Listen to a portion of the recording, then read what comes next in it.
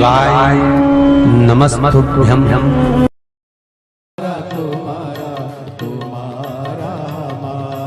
ओ बम बम भोलानाथ है हमारा तुम्हारा, तुम्हारा हमारा।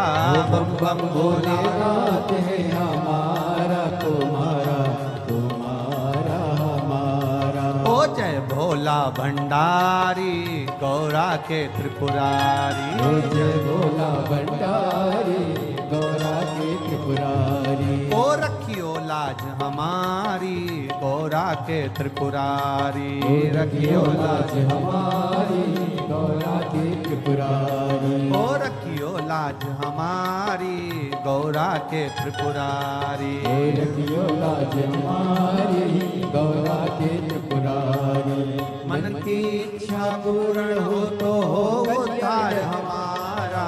मन की इच्छा पूर्ण हो तो हो उद्धार हमारा। ओ बम बम भोलानाथ है हमारा तुम्हारा, तुम्हारा हमारा। ओ बम बम भोलेनाथ है हमारा तुम्हारा, तुम्हारा हमारा। ओ बम बम भोलानाथ है हमारा तुम्हारा, तुम्हारा हमारा। ओ बम बम भोलेनाथ है हमारा तुम्हारा, तुम्हारा हमारा। हर हर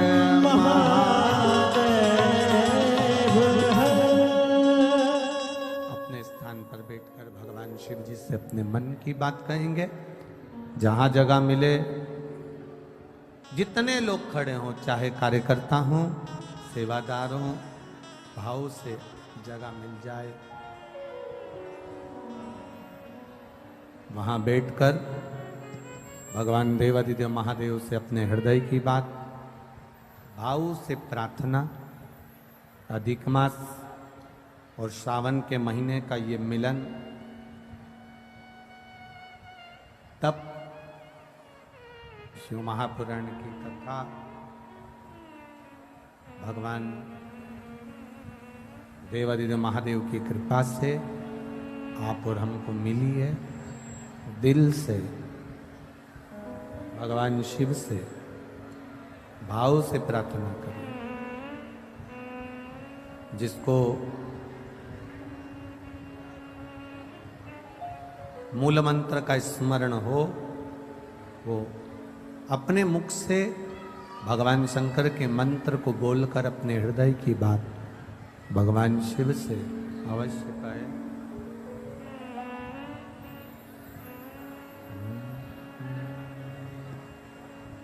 श्री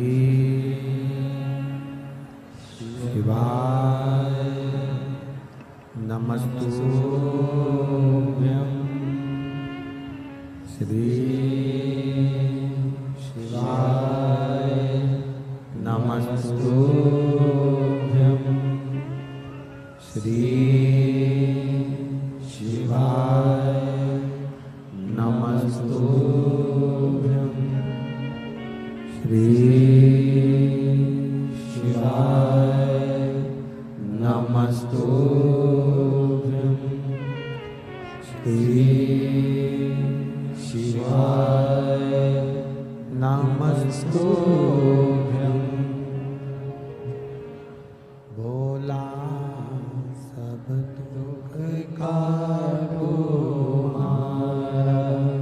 ओ भोला सब दुख काटो मारा। शिव शंकर जपो तेरी माला। भोले बाबा जपो तेरी माला। भोला सब दुख काटो मारा। ओ भोला सब दुख काटो मारा। वेश है मंगल मंगलकारी। वेश है मंगल मंगलकारी। शमशान वास निवासी हमारा, शमशान निवासी हमारा, ओ भोला सब दुख काटो मारा, ओ भोला सब दुख काटो मारा। शिव कथा कहती है, भगवान शंकर का संवाद कह रहा, बेस कम करो, इको थोड़ा सा कम करो। शिव कथा कह रही है, भगवान शंकर का संवाद कह रहा। भूलवश भी, प्रेशर बढ़ा, भूलवश भी अगर हम शंकर के मंदिर में चढ़ी हुई बेलपत्र को भी उठाकर अगर समर्पित कर रहे हैं तो उसका भी फल हमको प्राप्त होता है। भूलवश एक पत्र आया है, उस पत्र में किसी ने लिखा, ध्यान,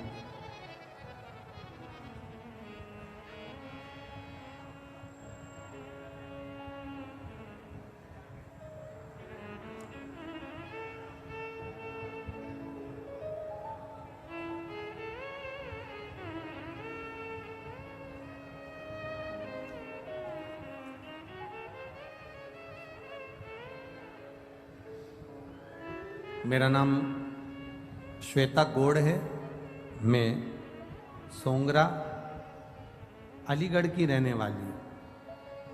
कहीं बैठी हैं आप ही हैं? हाँ, ऐसे हाथ हिला दो एक बार,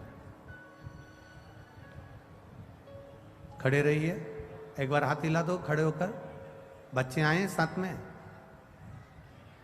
मेरा नाम श्वेता गौड़ है, मैं सोंगरा अलीगढ़ की रहने वाली हूँ। मैं शिव महिमा का क्या वर्णन करूं। मेरी शादी को 10 साल हो गए थे, संतान का सुख नहीं था। सारे डॉक्टरों की रिपोर्ट मैं आपको लगा कर भेजती हूँ, जिसमें ये रिपोर्ट लगाई है, आप टीवी चैनल के माध्यम से इन रिपोर्टों को देख सकते हैं।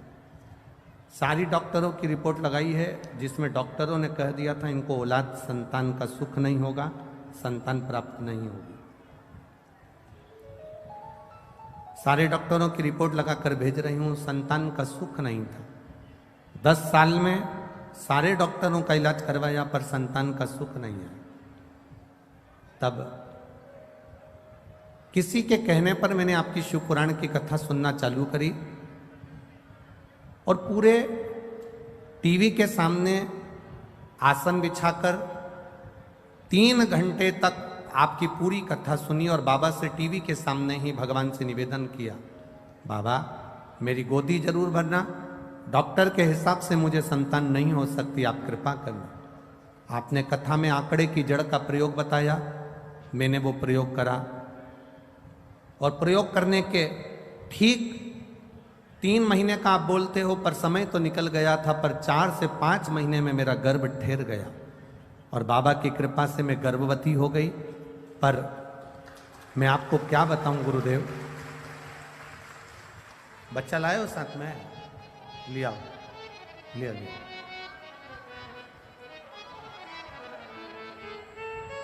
बाकी सब बैठे रहो, कोई भी खड़ा नहीं।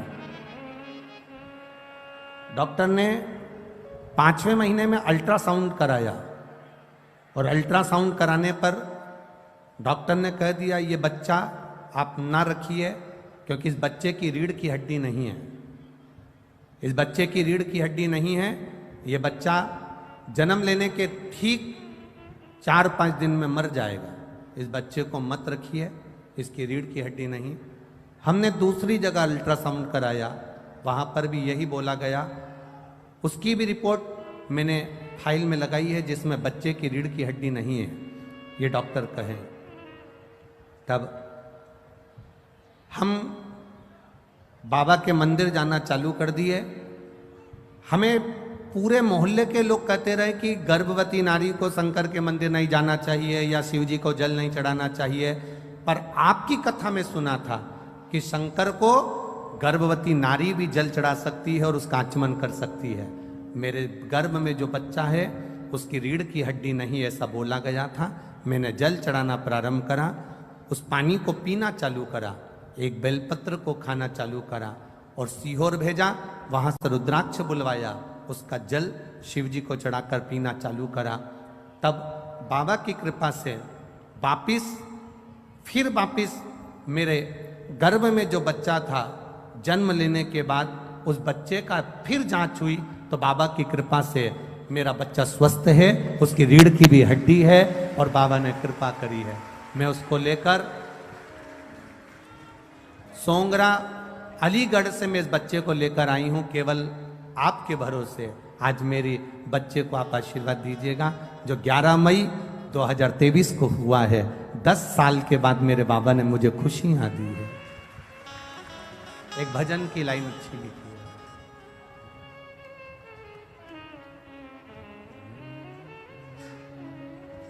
अरे लुटा दिया भंडार काशी वाले ने। मैनपुरी वालों आता है क्या? आप लोगों को गाना आता है? एक लाइन प्रेम से, म्यूजिक नहीं बजेगा। अरे लुटा दिया भंडार काशी वाले ने, कर दिया माला काशी वाले ने, लुटा दिया, हाँ लुटा दिया, लुटा दिया, हाँ लुटा दिया, लुटा दिया, हाँ लुटा दिया, लुटा दिया, हाँ लुटा दिया। अरे लुटा दिया भंडार काशी वाले ने, कर दिया माला माल काशी वाले ने, लुटा दिया भंडार काशी वाले ने, कर दिया माला माल काशी वाले ने। भरोसा किया गया, विश्वास दृढ़ता हमारे भीतर की होगी तो ये निश्चित है वो देता जरूर है, वो देने में कमी नहीं रखता।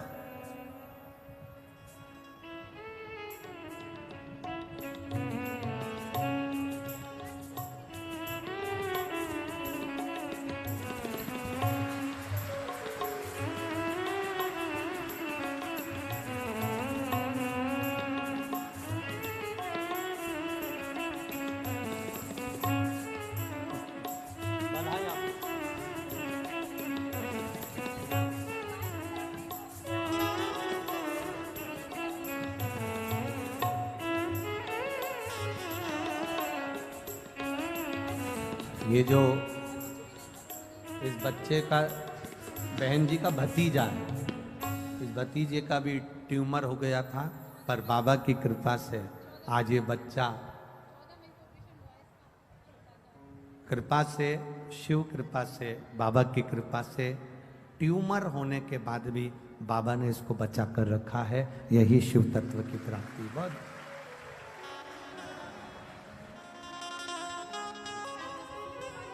खाली न जाता कोई दर से तुम्हारे। एक पत्र हो रहा है, एक बच्चा जिसके दोनों कान के पर्दे फटे हुए थे और वो बच्चा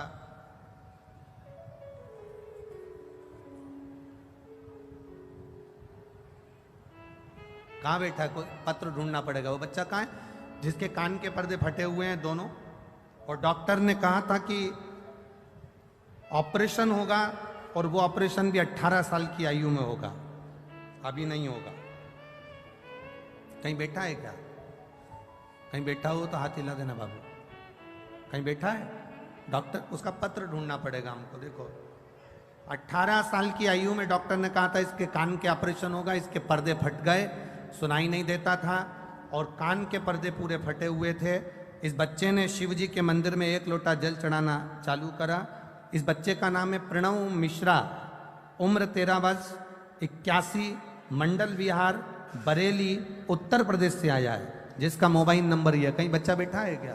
कहाँ गया? अच्छा आप ही हो, दौड़िया जल्दी आ, जल्दी आ, भग गया। अब सुनाई दे रही है अच्छे से?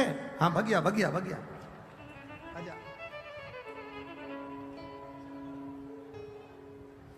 इस बच्चे को डॉक्टर ने कहा था ऑपरेशन होगा इसका, पर 18 साल के बाद होगा।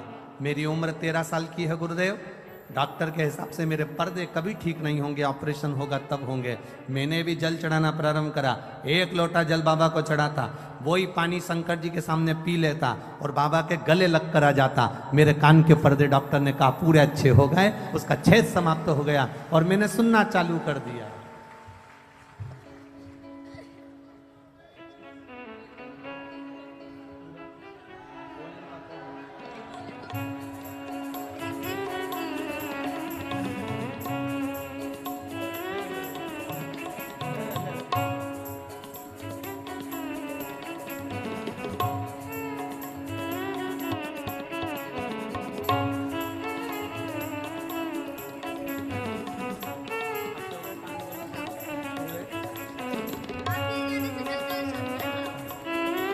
खुश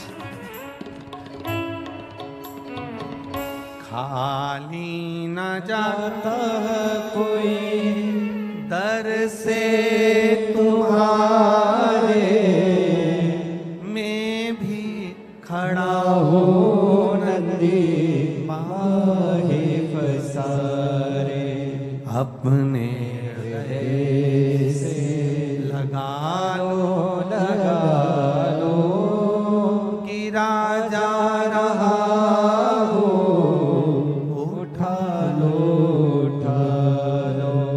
प्रभु अपने दर से अब तो लटा लो गिरी जा जा रही हो उठा लो करुणा सागर है। आप करो उस पर भरोसा, आप करो उस पर विश्वास,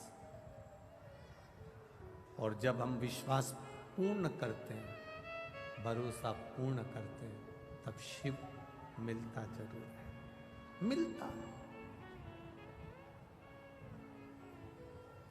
और ये भरोसा आपको करना पड़ेगा शंकर पर।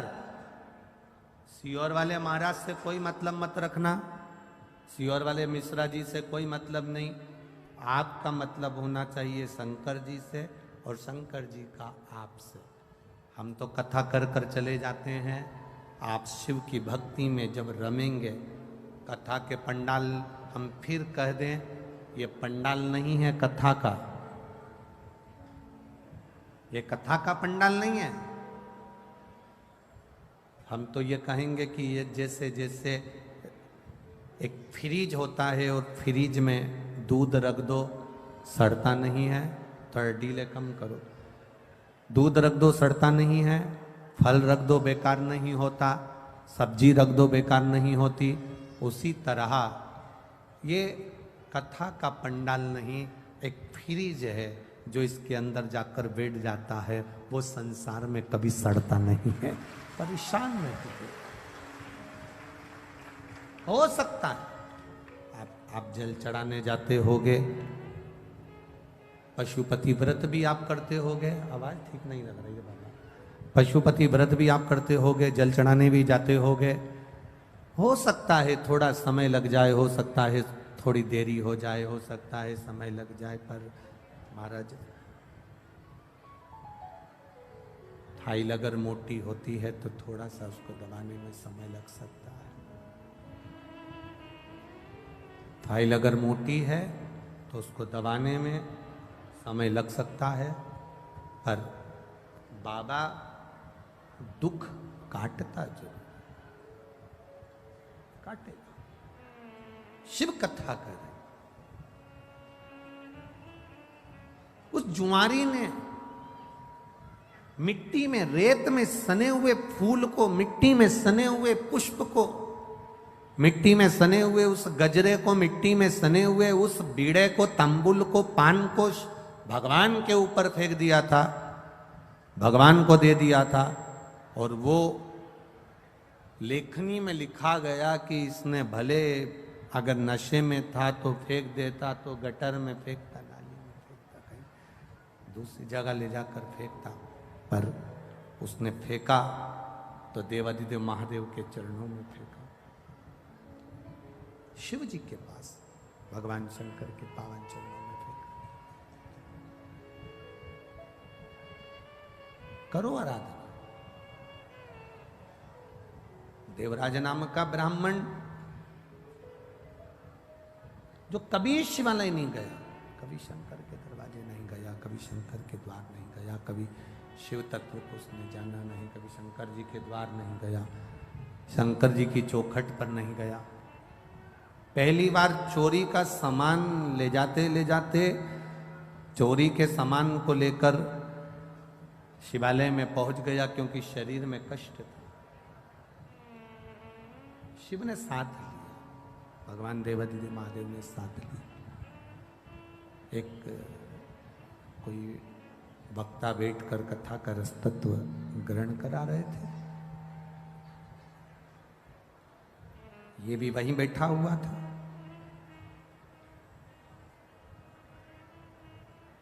अब कथा बाचने वाले जो मंदिर के अंदर कथा कर रहे थे, बैठकर बाच रहे थे, वो चिल्ला रहे थे, हर हर महादेव। वो कर मिठास लाओ, आवाज सेट करो थोड़ा।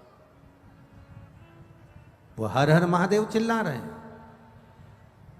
वो हर हर महादेव बोल रहे हैं, पर देवराज को अच्छा नहीं लग रहा, देवराज को ठीक नहीं लग रहा। मंदिर से बाहर निकल गया, और मंदिर से बाहर निकलकर उसको मालूम नहीं है कि मैं कहाँ बैठा हूं। बेलपत्री के वृक्ष के नीचे ये जाकर बैठ गया, क्योंकि शरीर में कष्ट था, तो शरीर कष्टप्रद हो रहा था।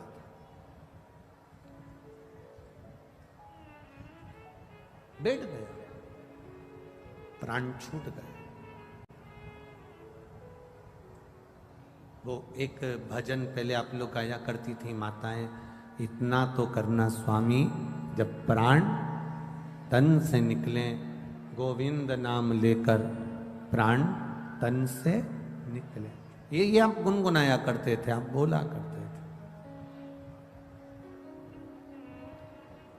देवराज के साथ में वही हुआ। शिव जी के मंदिर में बैठा, शरीर में ताप था। शिव महापुराण की कथा को 2 क्षण, थोड़ी सी देर की कथा उसके कानों में गई थी। बाहर निकला, बेलपत्री के वृक्ष की छांव में बैठा था, और उसके प्राण छूट गए। शिव महापुराण कहती है, भगवान शंकर का संवाद कहता है, शिव महापुराण की कथा कहती है, भगवान शंकर की पावन चरित्र कह रहा है, कथा कह रही है। भूलवश भी, अनायास,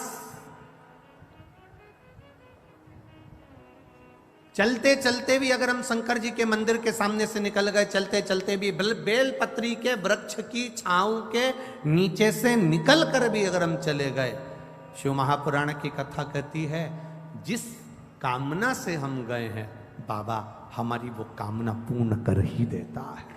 एक सहज भाषा में, सरलता में, एक बेलपत्री का जो वृक्ष होता है, बेलपत्री का जो वृक्ष है जिसके नीचे 33 कोटि देवी देवता विराजमान होते हैं, 33 कोटि देवी देवता बैठते हैं, उस बेलपत्री के वृक्ष के नीचे से ही अगर हम निकल गए, भूलवश भी निकल गए, तो भी हमारे कार्य की सिद्धता हो जाती है।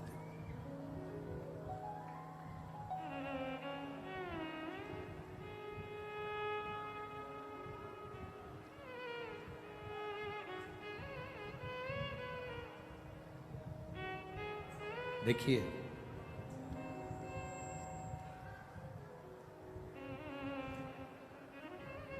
देवराज के प्राण चले गए, देवराज के प्राण छूट गए। अब जब प्राण छूटे तो शिव जी की एक लीला बड़ी विचित्र है। भगवान का नाम लेने वाले के जब प्राण छूटते हैं तो उनको लेने के लिए भगवान नारायण के पार्षद पहुंचते हैं।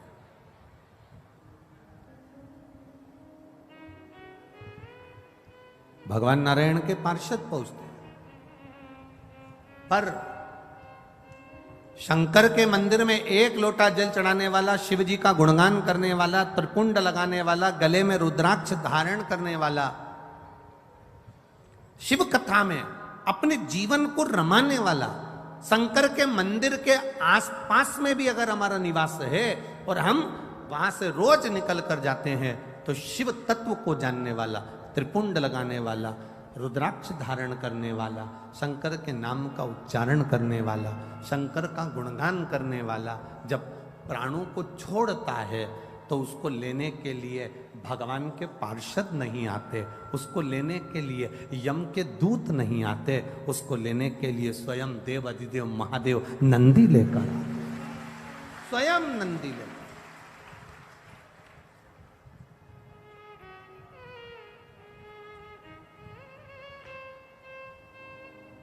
ये एक रिश्तेदारी मजबूत बनाने का क्रम है। यहाँ जहाँ से वीआईपी लोग अंदर प्रवेश करते हैं ना, यही दरवाजा है ना, अरे बोलो तो जम के, हाँ, तो यहाँ पर से जब वीआईपी लोग अंदर प्रवेश करते हैं और कोई कोई को अंदर नहीं आने दिया जाता है, तो वो तुरंत कह देती है, लगाऊं अब भी फोन,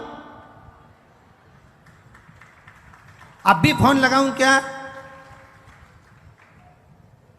अब वीआईपी लोग अब वो बोल रहे कि तुम्हारा कार्ड दिखाओ ना, दिया होगा ना बैठने के लिए, वो कहाँ है? मैं घर भूली आई, दिखाऊं? बोल रही हूं ना मैं, मेरे को अंदर जान दे। बोला कि नहीं बोला मैंने?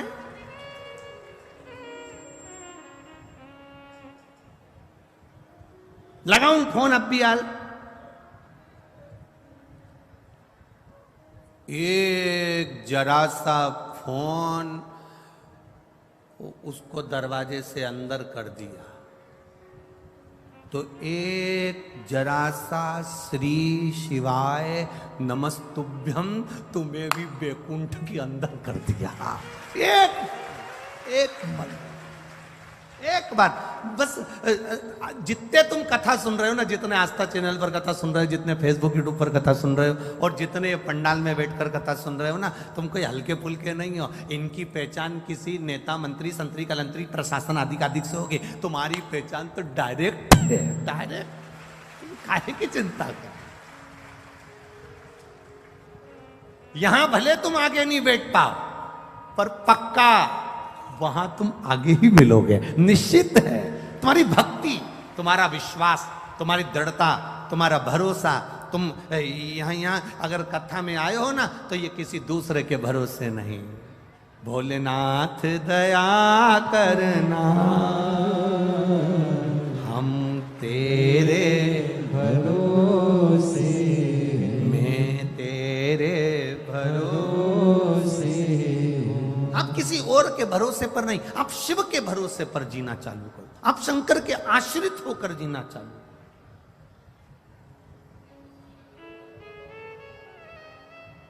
और जब शिव के आश्रित होकर जियोगे, तो एक सुख का अनुभव अपनी जिंदगी में कर लो।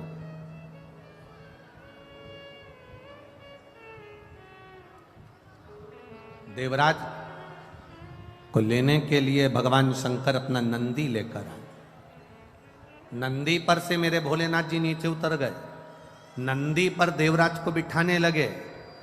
नंदी पर जब देवराज को बिठाने लगे, तो नंदी पर बैठते समय देवराज जी जब चले शंकर भगवान लेकर, नंदी को पकड़कर शंकर भगवान देवराज को नंदी पर बिठाकर जब चले, तो देवराज ने प्रश्न किया, मैंने पुण्य कौन सा करा था? मैं तो ब्राह्मण के घर में जन्मा था पर चोर था। मैं ब्राह्मण के घर में जन्म लिया, पर मैंने कभी अच्छा काम नहीं किया। मैंने चोरी करी, वैश्यावृत्ति करी, जुआ खेला, मदिरा पान करा, मांसाहार करा, भक्षण करा, गलत गलत काम करे। फिर मैंने पुण्य कौन सा कर दिया जो मैं शंकर भगवान आपके नंदी पर बैठकर कैलाश धाम जा रहा हूं? मैंने पुण्य कौन सा करा? शंकर भगवान तो नहीं बोले, नंदी कह दिया। भृंगी, श्रृंगी, नंदी तीनों ने कहा, तूने पुण्य नहीं करा, तेरी बूढ़ी माँ रोज शंकर जी के मंदिर में 1 लोटा जल चढ़ाने जाती थी, शिवालय में 1 लोटा जल चढ़ाने जाती थी। जो नारी शिव के मंदिर में 1 लोटा जल चढ़ाती है वो 7 पीढ़ी अपनी नहीं, 71 पीढ़ी मायके की और 71 पीढ़ी ससुराल की तार देती है। 7 पीढ़ी तक का भाव नहीं कहा गया, यहां 71 पीढ़ी का भाव कहा गया। 1 पीढ़ी नहीं, ना जाने कितनी पीढ़ियां। यदि हम जा रहे हैं मार्ग से जाते जाते अगर हमारा चित्त, हमारा भाव शुद्ध है वो मिलता मिले। आप लोग इतनी दूर दूर से, कोई ना जाने कहां से, कोई ना जाने कहां से आया होगा, गाड़ी से आए होगे, तो ईमानदारी से बोलो, तुम हर कोई सा ड्राइवर लेकर आ गए क्या? जिस ड्राइवर पर तुम्हारा भरोसा होता है,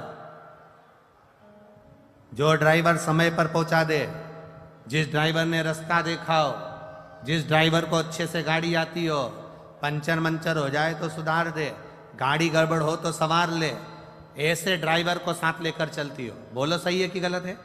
हर किसी के साथ चले जाओगे क्या? तुम्हें जाना है बद्रीनाथ, केदारनाथ, यमुनोत्री, गंगोत्री, कहीं जाना है काशी, कहीं जाना है कहीं, और तुमने कह दिया ड्राइवर भेज दो। अब ड्राइवर भी तो ऐसा होना चाहिए जो गाड़ी चला ले, ड्राइवर भी तो ऐसा हो जो पंचर सुधार ले, ड्राइवर भी तो ऐसा हो जो तुम्हारा कार्य कर ले, ड्राइवर भी तो ऐसा हो जो तुम्हें रास्ता दिखाकर आराम से मंजिल तक पहुंचा दे।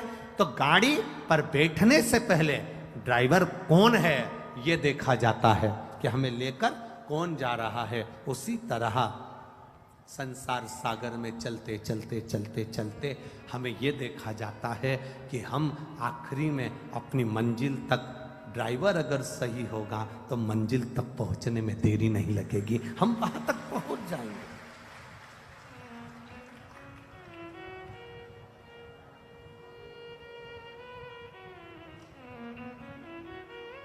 इतने लोग शिव महापुराण की कथा में आते हैं। ये समिति जब सीहोर आई थी, श्री बनखंडेश्वर धाम कमेटी जब सीहोर आई कार्यक्रम लेने के लिए, जब बहुत पहले की कथा की बुकिंग है ये, तो जब ये लोग सीहोर आए थे तो इन्होंने कहा था कि हम पंडाल लगाएंगे बड़े बड़े और 7 दिन में हमें उम्मीद है वो पूरे भरा जाएंगे। अब बनखंडेश्वर समिति कमेटी खुद टेंशन में पड़ी है कि ये कथा चालू होना थी 22 तारीख को और पंडाल भरा गया 21 तारीख को। आधे तो इनकी नींद उड़ गई, तो अब करें तो करें क्या बनखंडेश्वर महादेव। और पूरे ग्राउंड में जितने अंदर हैं उतने बाहर टकटका कर खड़े हैं, नेत्र लगा लगा कर। जितने अंदर बैठे हैं तीनों पंडाल में उतने। और ये पंडाल तो जाने तो वो एक सामने भोजन का पंडाल बनाया था, भोजन का पंडाल, उसमें भी भरे पड़े। और जाने दो ये तंबू पे टंगे पड़े इधर आधे से।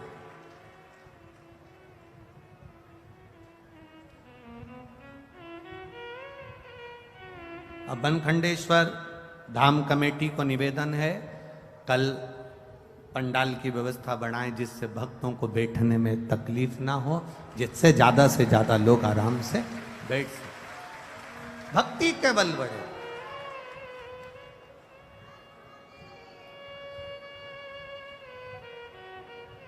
अब वो आपके यहाँ के पूर्व विधायक चौहान जी का बेटा हमको माँ लेकर गए था गोवर्धन, तो वो हमसे कह रहा था अभी तक की सबसे ज्यादा पंडाल लगाया गया, जितनी कथा मैनपुरी में उससे दुगना तिगना पंडाल लगाया गुरुजी।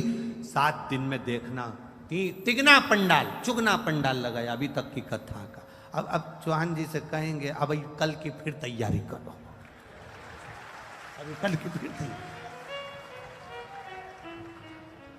अरे ये शंकर के भगत हैं। कई बार कथाओं में प्रशासन हमसे पूछता है कितने आएंगे, हमने कहा ये तो भगवान की बारात का मालूम नहीं है, शंकर जी वो डमरू खड़काते हैं, ये कहीं से भी निकल कर आ जाते हैं। अब इनका करे तो करे। ये स्वयं अगर ये बनखंडी महादेव मंदिर समिति वालों से पूछा जाए कि कितने लोग आएंगे कथा में, कितनी व्यवस्था करना है, कितनी लेट बात लगाना है, कितनी पानी की व्यवस्था करना है, प्रशासन की व्यवस्था क्या करेगी, ये लाइट की व्यवस्था कैसे होगी, मेडिकल की व्यवस्था कैसे। अब ये पूछेंगे कि कितों की व्यवस्था करें। अब बारात में लड़की वाले लड़के वाले से कह देते कि 150 लेके आना, 100 लेके आना, अपन 10-20 ज्यादा मान कर चल लो। पर यहाँ तो अंदाजा ही नहीं रहता ना कि कितने लेके आना। यहाँ तो केवल शिव पुराण की कथा चालू हुई और ये ना जाने कहां कहां से दर्रे में से निकल के पता ही नहीं पड़ता कहां से। और कहीं कहीं की तो इतनी समझदार आती है, अपने पूरे बैग में सारा सामान भी लेके आती है और इतना सामान लाती है कि खाने का तो लाए समझो, कथा चालू होने से पहले अपना डेंटिंग पेंटिंग का भी पूरा लाए। अब पूरा सामान उसमें लेके बैग के अंदर। और एक हमने तो आज ही कथा में देखा, हमारे को क्या मालूम था, वो तो कथा में देख रहे हैं हम चलते चलते। एक इतना बड़ा गोल गोल कुछ था कपड़े जैसा, उस इतना बड़ा डब्बा भी था, उसमें से ऐसे निकाली, ऐसा करी वो। तो हमने सोचा हो सकता है मैनपुरी में ऐसा होता हो कि कथा में ये सब चीज कर। अरे बोल बम का नारा है, आवाज नहीं आई है, जरा दमदारी से बोलो, बोल बम का नारा है। ये शिव तत्व है महाराज, ये भक्ति है। ये यहाँ जितनी आए ना ये सब फ्री होके आए, घर पे भी कह के आए, तुम चिंता मत करना। कथा होते सी भोजन की पूरी व्यवस्था है, आराम से खा पी के आऊंगी, तुम तुम्हारी देख लेना, अपने से टेंशन मत लेना। 7 दिन मेरे से तो बोलना ही मत ही कि मैं दाल बाटी बनाऊं, कि लिट्टी चोखा बनाऊं, कि ये बनाऊं, कि ठेहुआ बनाऊं, कि सामान बनाऊं। 7 दिन में कुछ नहीं बनाऊंगी। सुबह से नहाया, मंदिर गई, तैयारी करी और 9-10 बजे तक अड़ोसन पड़ोसन धड़ोसन के लिए 2-4 रोटी बना के घी लगा के अचार लेके डब्बा में भर के ले जाऊंगी। जहां बैठूंगी चुपचाप से रोटी का पुंगा बना के दे दूंगी, खचा खचा तो खा जा अपने कैसा। और तैयारी पूरी कथा की, अलमस्त है सुने कथा। और सुनो रे मैनपुर वाले, ए मैनपुरी वालों, दिन में अगर दर्शन करने नहीं आ सको तो इन भक्तों का रात को दर्शन करने आना, भजन में डूबे हुए मिलेंगे, भजन में डूबे, ये अपनी मस्ती में डूबे। ये इनको ये जितने शंकर के भक्त आए, इनका लोग मुंह झूठा कराते हैं, इनको बिस्कुट खिला दिया, पानी पिला दिया, कोई पूड़ी बांट रहा, कोई सब्जी बांट रहा, कोई चना बांट रहा, कोई पोहा बांट रहा। इनका मुख झूठा कराने वाले का 3 महीने में बाबा क्या क्या दे देता है, ये अंदाजा अलवर वालों से पूछना और पुष्कर वालों से पूछना। क्या दिया मेरे भोलेनाथ, क्या दे दिया, ये वही जान सकता है। ये शिव के उपासक है, अविरल भक्ति इनके। देवराज ने कहा, ये बताओ कि मुझे कैलाश धाम क्यों ले जा रहे हो? एक कारण है तुम्हें कैलाश धाम ले जाने का, क्योंकि तुम्हारी माताजी जल चढ़ाती है। घर का एक व्यक्ति अगर जल चढ़ा रहा है तो वो हमारी कई पीढ़ियों को तार रहा है। एक व्यक्ति ने प्रश्न किया, ऐसा होता है कि पानी ये चढ़ाए और 71 पीढ़ी तर जाए? हमने कहा आज भी होता है। घर में बेटा जन्म लेता है तो 4-5 पीढ़ी में सावड़ लग जाती है। बोलो सही है कि गलत है? अगर कोई घर में मरता है तो उसकी 5-7 पीढ़ी में सूतक लग जाती है। बोलो सही है कि गलत है? सूतक लग गई, वो मर गया, बच्चा हो गया, सावड़ लग गई। 4-5 पीढ़ी में जब मरने की सावड़ लगती है, जब मरने की सूतक लगती है, जन्म की सावड़ लगती है, तो फिर चढ़ाए हुए लोटे का पुण्य भी तो खाते में लगता होगा। 7 पीढ़ी 71 पीढ़ी के खाते में वो पुण्य भी तो जाता होगा। वो पुण्य कहां जाता हो?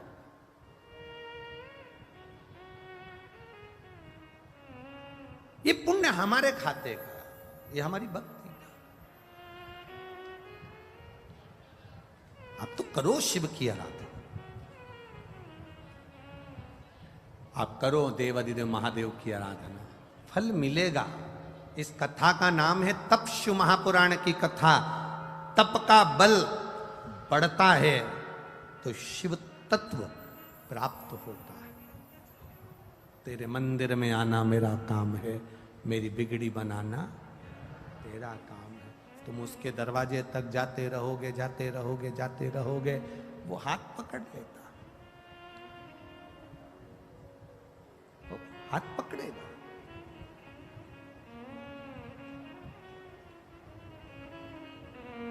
उसकी अविरल भक्ति हमें सुख प्रदान कर दे। शिव महापुराण की कथा कह रही है, एक बिंदुक नाम का ब्राह्मण था जिसकी पत्नी का नाम चंचुला देवी था। चंचुला पतिव्रता धर्म का पालन करने वाली थी, पर पति को कभी अधर्म करने से रोकती नहीं थी।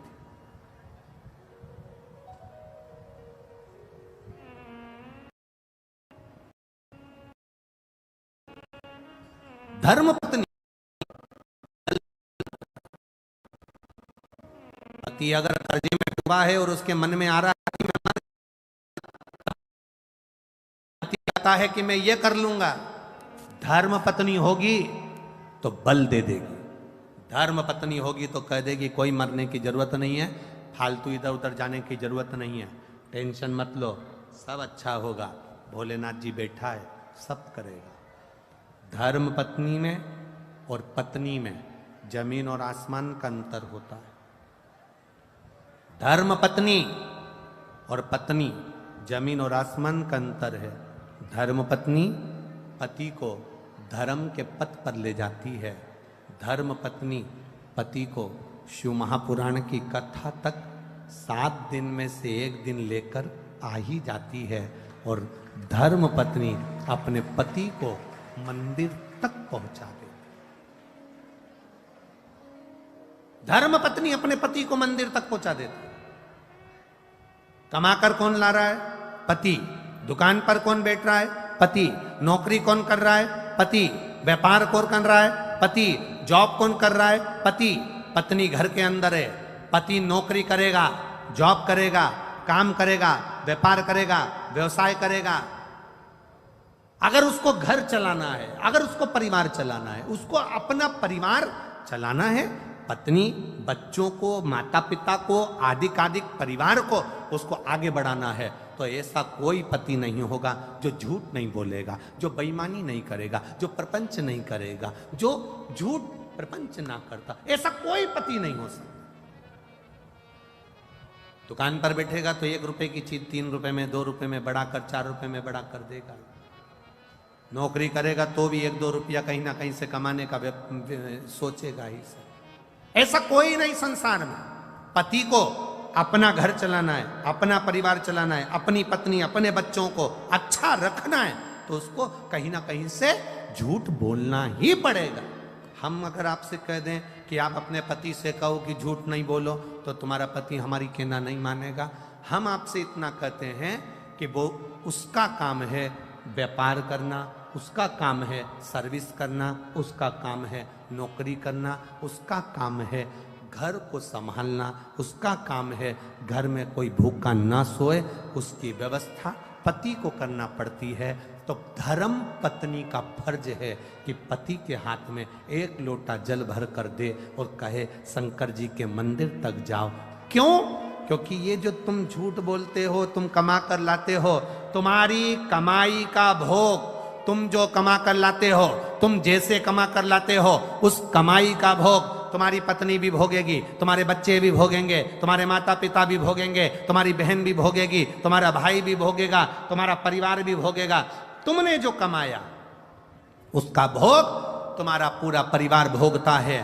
पर किस तरह से कमाया, कितना झूठ बोलकर, कितना प्रपंच कर कर, कितना गलत कर कर, किस तरह से कमाया, उसका भोग ना पत्नी भोगेगी, ना बच्चे भोगेंगे, ना परिवार भोगेगा। उसका भोग तुम्हें अकेले को भोगना पड़ेगा। इसलिए धर्म पत्नी का फर्ज है 1 लोटा जल देकर शंकर के मंदिर में भेजे, क्योंकि वो अगर थोड़ा झूठ बोल भी लेता है, मेरे महादेव को जल चढ़ाने से उसके पाप समाप्त हो जाएं, और वो जब जाए तो उसको भी सुख का अनुभव हो। यह धर्मपत्नी का लक्ष्य है।